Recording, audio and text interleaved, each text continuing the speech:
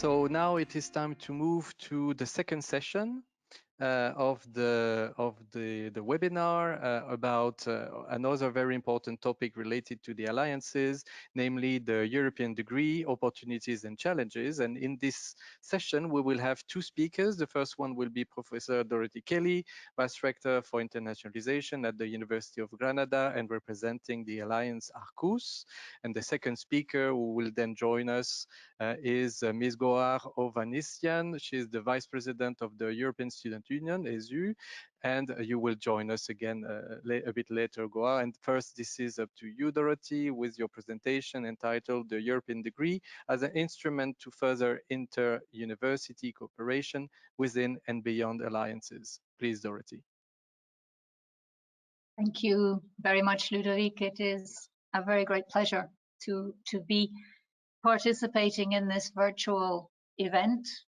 It would, of course, have been a very great pleasure to be present in Montpellier with all of you and all our dear friends in the Coimbra group. But I would like to thank you and congratulate you on organizing this remote event, which I think is proving to be very, very successful. So thank you very much for that. It has been a very, very interesting session for me, as I have been able to see the very many commonalities amongst the alliances. And I think perhaps that also brings us back to a comment made earlier by the provost of Trinity College Dublin, that and I think the principal of Edinburgh also, that there is a need, of course, for all of us as alliances to work together towards our very common goals. Like the cases presented before, the ARQUS partners, and I can speak very specially for Granada, but I believe I speak for all 7 partners, were very, very keen to be involved in the European Universities Initiative when it was launched, because belonging to the Coimbra group has taught us the huge potential and the huge added value of multilateral cooperation, and indeed of alliance to alliance cooperation. So it was a logical step forward with trusted partners, many of whom, as you will see in a moment, are Coimbra group members, but also from other networks, to move forward in the building of an alliance. And I say building, which brings me to the name of the alliance. The name of the alliance, ARQUS, is derived from the Latin for arch. So the arch, bridges, foundations, and very much a central concept of building bridges to a shared future. I think it was perhaps appropriate here simply to comment a little on our mission, on our joint mission. The ARQUS European University Alliance, through enhanced sustained cooperation, will work together as a laboratory for institutional learning in an innovative and open way. And I'm just going to read 2 of the objectives: to attain a substantially higher level of quality in education and research, and a deeper societal, cultural and civic engagement, together with educating engaged, critical European citizens to become competent decision makers. And I think this resonates a great deal with previous presentations, and the need, of course, for universities to step forward and take that very, very proactive role in the very, very complex situation, not only of COVID, but in general, we find ourselves in Europe today. If I can just describe very, very briefly the alliance, as you can see, 7 universities, over 300,000 students, over 24,000 academics, over 17,000 administrative and technical staff, sharing a profile which will be very familiar to Coimbra group members, because as 5 of us are currently members of the Coimbra group, logically we share the Coimbra group profile as long-standing comprehensive research universities with extensive experience in joint projects, and a common profile as internationalized institutions with deep regional engagement in medium-sized cities. You can see that the geographical spread, and again, very intentionally, is pan-European, from the far northeast to the far southwest, covering 7 different countries. The Alliance has organized its activities around 7 action lines, but in particular 6 thematic action lines, since the last on the slide is coordination, management and dissemination, and I'll come back perhaps to governance in a moment. The first of these is led by Bergen. Each of our action lines is led by a different partner university, although all the universities participate in all the action lines. The first is an action line around the concept of engaged European citizens, and is based on the development of challenge-based learning for our students and closely linked to the grand societal challenges, in particular this year, climate change. The second large action area in which we're working is student-centered frameworks for quality learning in many different senses. The first linked to mobility of all kinds, and I'll perhaps come back to that a little bit later on. The second to joint programs, which is directly linked to the issue that Gohar and I have been asked to speak about. And the third, staff development, so pedagogical innovation, new pedagogical methodologies.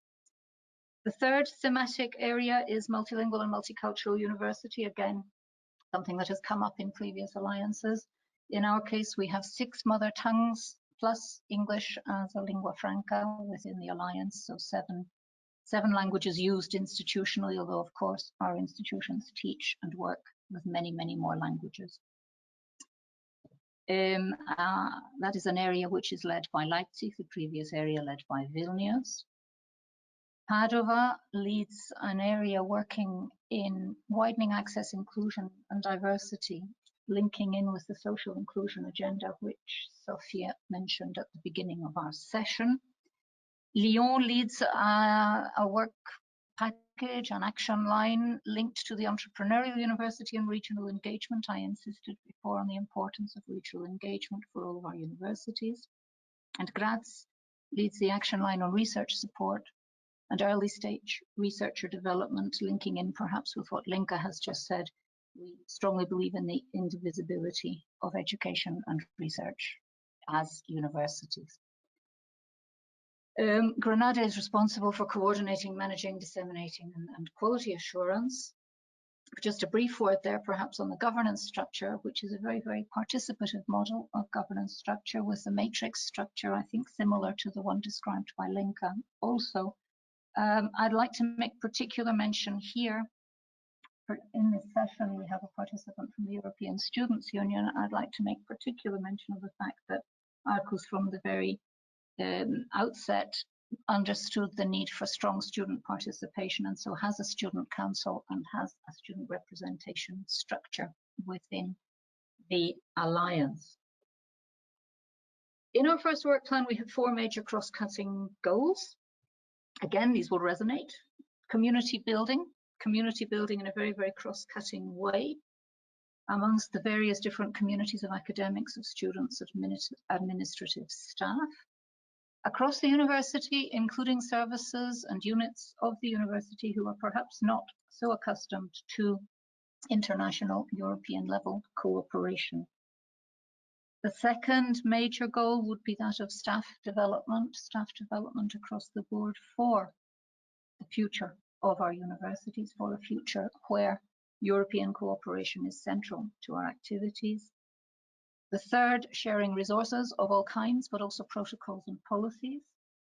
And the fourth, of course, influencing policy at regional, national and European level. And these are all linked to the European degree, which I will come on to now. So the idea is basically to lay the foundations for creating an environment which will offer and nurture the opportunities for future cooperation. Coming to European degrees, the work plan which we have designed for the first 3 years, and again, like as Lenka has said, our work plan goes way beyond the first 3 years, which came under the first pilot call. We have a very wide range of activities which could be denominated, which could be called joint programs, in all kinds of format, short courses, summer courses, winter courses, staff development, working at all three levels, all three European higher education cycles, and in all modalities. So physical joint activities with involving physical mobility, virtual, remote collaborative activities, and blended collaborative activities. And these, of course, which were already present in the work plan, have come very clearly to the forefront following the pandemic. As we have been working over the past few months on the development of these joint programs, we've been looking, as I said, at different kinds. We've been looking at short courses and how to certify those short courses, at micro credentials for different competences and so on.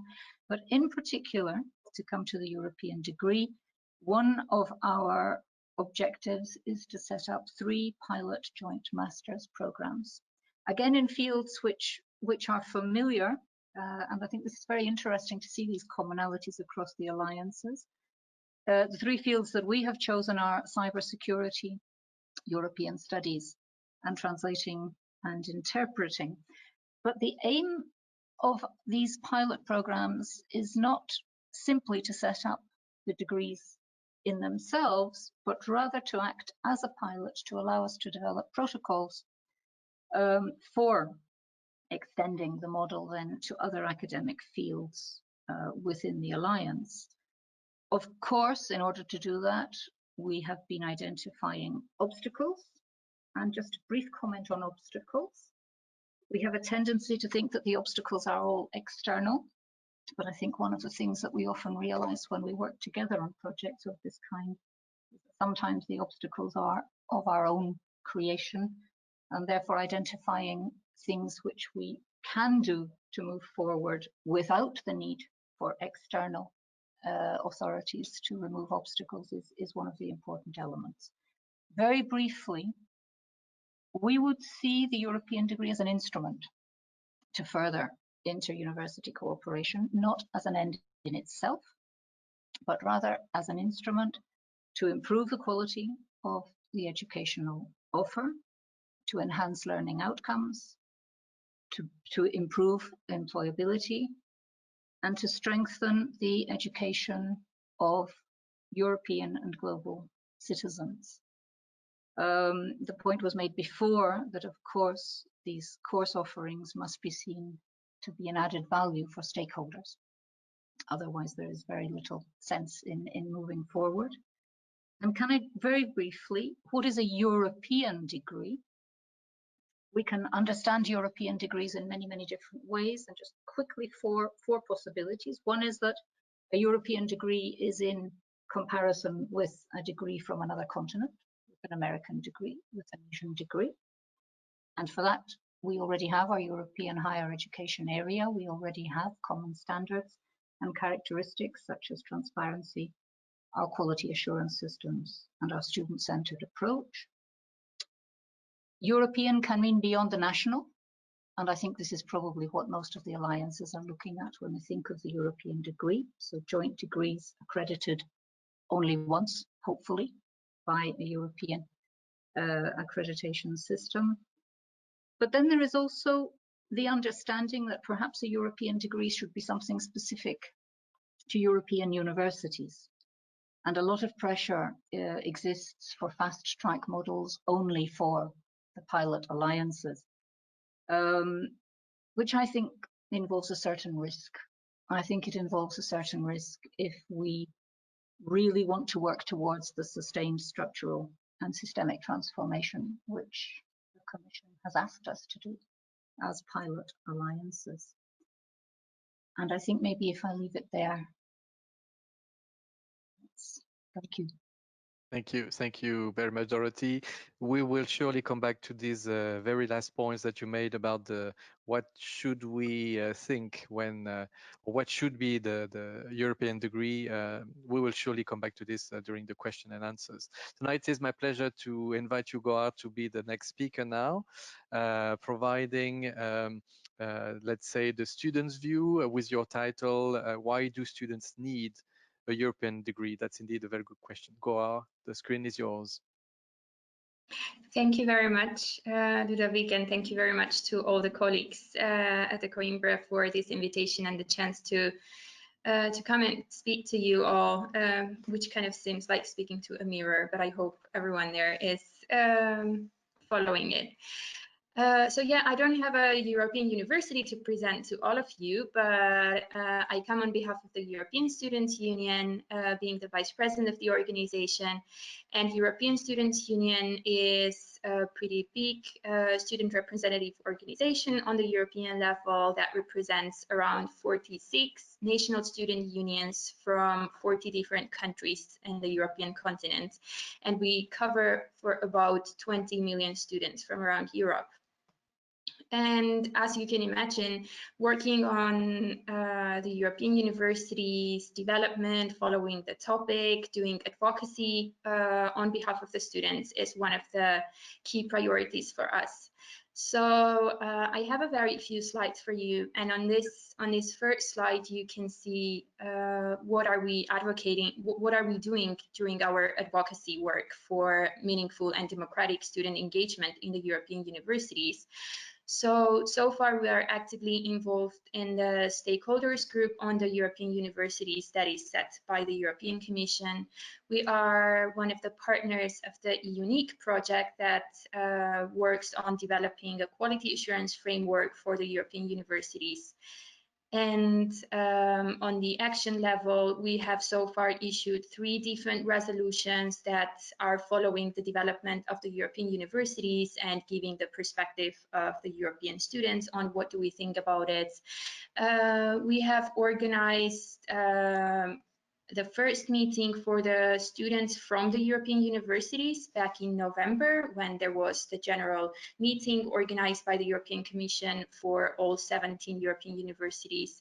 And we have an informal platform that we communicate regularly with the students from European universities. And as Sophia mentioned, in a few days there will be another meeting for the European universities, and here again we have a big meeting organized there for students. Very recently, actually in March, we organized a webinar about student engagement in European universities, which was a quite interesting event, and I will share a little bit conclusions kind of from this webinar with you too. And of course, during all this work, we build cooperation with the alliances themselves. So we try to be active in engaging with them, in promoting good practices of student engagement and supporting them to come up with models or systems for student engagement. So if you will be happy to cooperate on this, we are more than happy to welcome you, an email from you or a contact. So if we go on the next slide, we will see very brief takeaways from this webinar that we did, and we discussed the student engagement in the European universities. So here we hosted our colleagues from Director General for Education and Culture from the European Commission. We hosted colleagues and student representatives from the UFE Alliance, and also a student representative from Una Europa Alliance. And we had a very interesting discussion to understand if we have a working model for student engagement in European universities or we don't. So a brief takeaways, as you can see on the screen, is that in some instances we see that student engagement works by the initiative of institutions. So there are a few institutions who initiated and engage their students from the very beginning, from the phase of defining the application for European university funding and then implementing the project itself. Then in other instances, we see that the initiative comes more from the side of the students when they learn that their university or a network of universities is applying for this project. And unfortunately, also we sometimes see that student engagement is not being initiated at all. And the purpose of our advocacy work is to make sure that this is in place and students have a chance and the opportunity and the right to be and engaged with the European universities developments. And so if you would click, you will see my next message on the same slide, that we see that the value of student engagement is not very commonly understood by the leadership or by the decision makers. However, we are very sure that students can be so much important when it comes to meeting different challenges, especially meeting in an innovative way many different challenges that our universities have to face. And students can do this both as being part of decision-making bodies as well as being part of the whole program and the content of the work of the European universities. And when we go to the next slide, we will see that actually the European degree itself is a challenge for the European universities. And what was being mentioned by Dorothy, especially in the reflection of about the European degree, I think I share quite many of the points that she mentioned, because looking at the perspective of students will help us to understand what should actually a European degree do, and is this something that applies only to the context of the European University Alliances, or is this something that we need to look in a broader scope?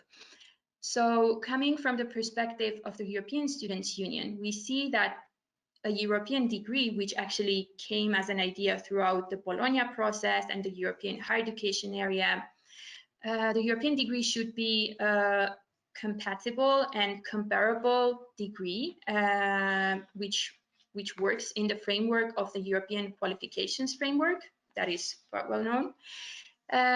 We see that the European degree should support transition and access to various fields and other levels of education. We also see that the European degree should be automatically recognized, and whether this degree is earned from a European University Alliance or another university that just functions in the European education area, this point should be in place. And we see that a European degree should not be a catalyst for harmonization. So we shouldn't use it to harmonize the variety of the degrees and the variety of the programs that the universities could have.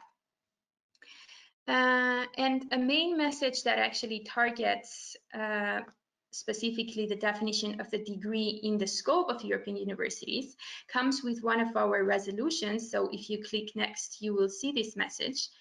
And this is our most recent resolution on the topic of European universities that was published back in December by our board members.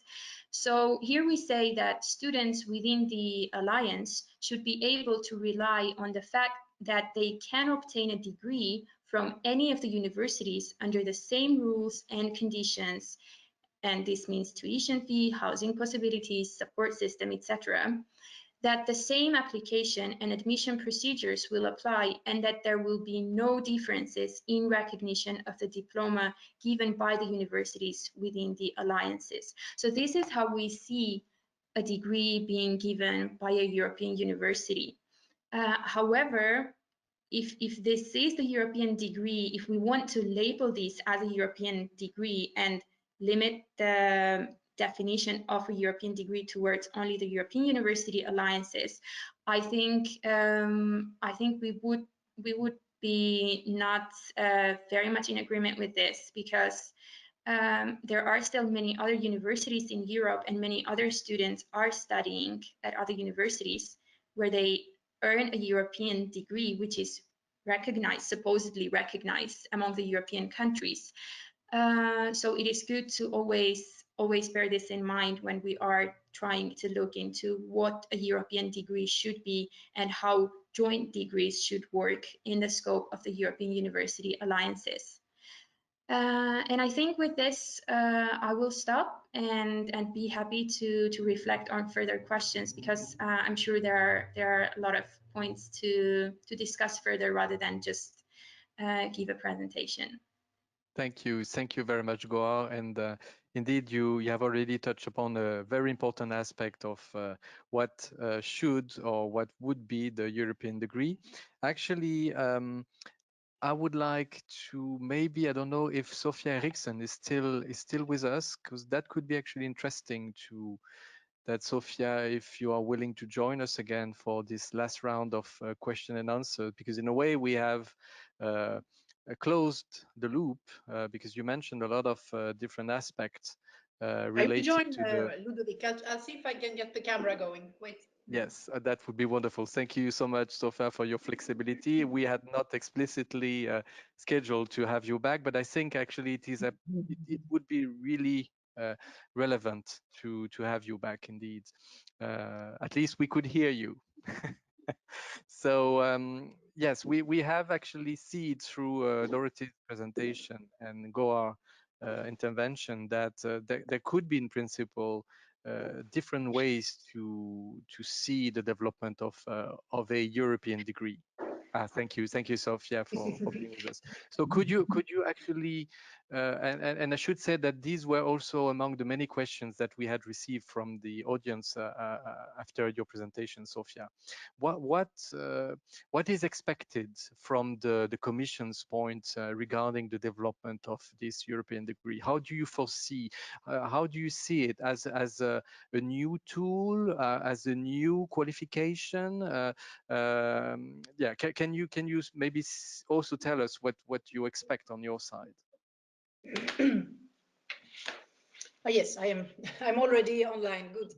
Yes, you are. Well, thanks a lot. I would like to both to Gohar and Dorothy, very interesting reflections around the European degree. Somehow, each time this topic comes up, it somehow triggers a lot of reflections, interesting discussions, and this is the right timing to have it, because nothing is put on the table yet. We are really in the experimentation phase, if I can call it like that. Perhaps I should refer back to December 2017, where heads of state actually, in their European Council conclusions, they referred, when they put forward and they endorsed the idea of European universities, they also referred to a European degree. So in a way, we have a strong political mandate coming from the top level of EU heads of state. So of course, now what we are doing, we are experimenting, understanding what is the need on the table, let's say, from the experience of the European University Alliances. And I would say this is a typical topic to be, well, actually it is not to be, it is being co-created. I think you can expect, we are planning to put forward, we hope the planning will still fit. We would like to put forward a council recommendation next year, which put some ideas on the table of the next steps of the European universities and the lessons learned. And in this context, we also would like to spell out ideas on a European degree. So we are really in the collection phase of what it may look like, or what it should not look like, because sometimes there are quite diverging views on this, and we are aware of that. And there's some skepticism. If you ask some member states, they don't like this idea at all. But if you ask others, they are extremely enthusiastic. So I think the challenge now is to find a good balance. And if we are serious with the ambition of the European University Alliances, and I think we agree, and we have full support also from member states, and we see that this is one of the obstacles. We have to find a solution. And this is, I think, what I would bring into the debate today, because I don't have, of course, exact how the modalities would be. Would it be an add-on? Would it be a merge? Or, I mean, we can imagine different scenarios. Mm-hmm. Before giving the floor to Dorothy and Goa, could I actually ask a very quick technical question? Because if I'm not wrong, this year, and in particular in June, we were supposed to have a ministerial conference in Rome to actually conclude the Italian management of the Bologna follow-up group, right? So, well, of course, this was not possible. So do you have any information about how this will be finally organized, maybe postponed by 1 year? Do you have any information on that? Is the question for me? To you, Sofia, sorry. Yes, you know, I'm not handling at all. This is a purely intergovernmental process. I mean, the Bologna process, we are one member among many others, including the European Students' Union. To my understanding, there might be, I mean, it was postponed, as we all know, from June, and now we are looking into possibility for November or not. But as far as I know, nothing has been decided. Okay, I was mentioning because that can be one important event in actually the development of the future degree. Yeah. So maybe now, Gohar, you could reflect immediately on Sofia's comments and then Dorothy, and then we will have to close because we have already gone over the initial time. Gohar, please. Thank you. Thank you. That's indeed really really great to know that we are still, like, in a way, brainstorming to understand what the European degree could turn into in the context of the European universities, and we are only happy to be part of this, because, you know, especially now when we are also seeing development of short cycle education, of implementing micro-credentials, integrating them into the higher education. All these are also degrees, right? If we provide a short cycle degree, that's also a degree. So is this going to be a European degree or no? Yeah, I think in general, I think this is a very important discussion, especially very important for the to ensure the rights of students to have a degree that is properly recognized and understood what it represents itself. So thank you very much, Sofia, for the welcoming of different ideas, and I would look forward to further work on this. Thank you, Dorothy. Yes, just perhaps briefly I think Gohar has just made a very interesting point there, and that is recognized and understood. And we know that when we look at some of the surveys on graduate employment, and we look at some of the issues arising around existing joint degrees, very often we find that the job market doesn't understand the joint degree as well as it understands national degrees. So these are issues which will also have to come into the debate and be taken into account.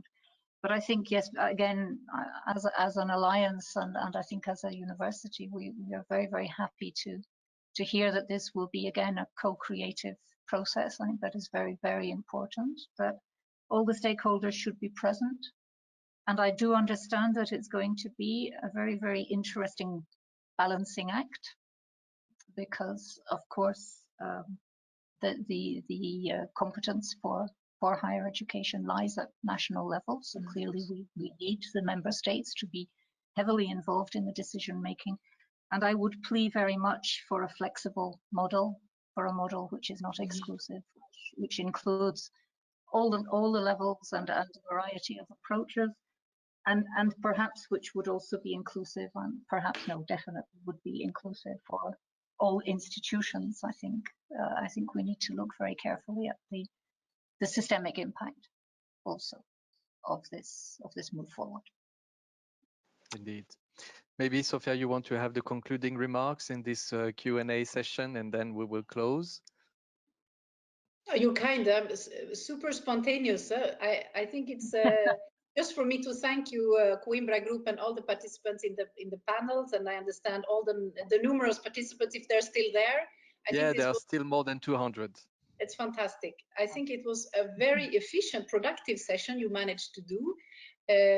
I must say I was pleased somehow. It ends in a very optimistic manner, because we know the COVID-19 has been really tough and hard, but I was struck by the previous sessions where we heard that actually it was a bit of a silver lining, that the crisis has accelerated some of the reforms and changes we were on our way of doing. So I think that's a nice ending, that we should take this crisis and the challenges we are having into turning them as much as we can into something positive and as an opportunity.